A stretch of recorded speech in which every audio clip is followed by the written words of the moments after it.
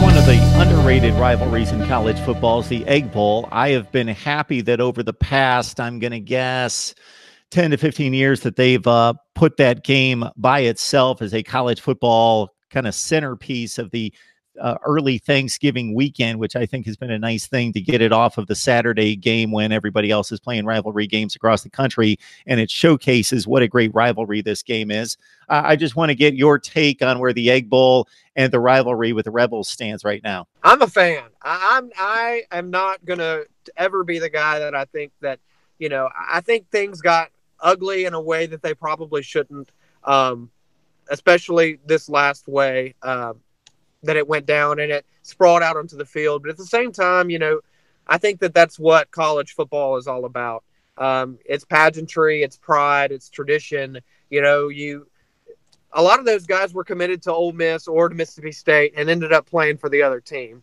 So, it just shows you that when you put on that jersey, no matter how you were raised, however way, your family believes that, that you play to beat the other team and to hate the other team. And I think it's so good for college football to see, true rivalry, two guys just getting after each other. I know that it's going to be a lot of discussion this offseason about how they can make it less toxic, how they can change this and how they can change that. But I think at the end of the day, Ole Miss and Mississippi State will always hate each other. And I think there's nothing they're going to do to fix it. And I hope it keeps on going.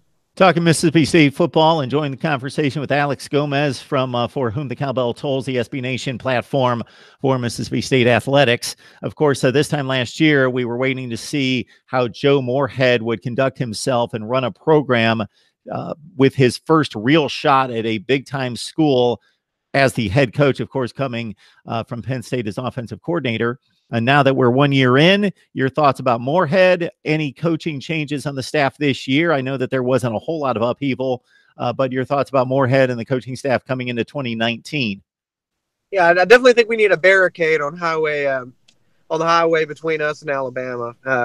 Them going after our coaches, especially the two that they grabbed, Baker and Huff. That was two incredibly tough, fan favorite, player favorite coaches, and very big in the recruiting process.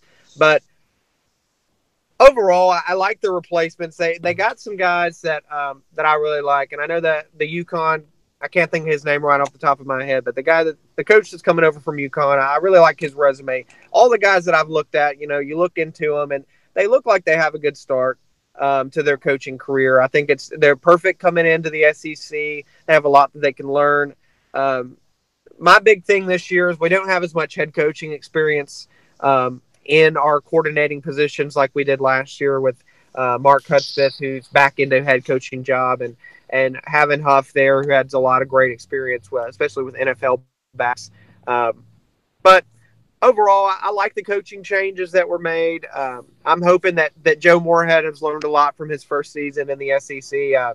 I know that obviously it's one of the hardest divisions in football, maybe in all of football, professional or college football. But I think that he learned a lot. I'm in his favor. Maybe this year he can show a little more emotion for us on the sidelines. I think that's what a lot of fans really loved about Dan Mullen was his passion. Some didn't go the right way.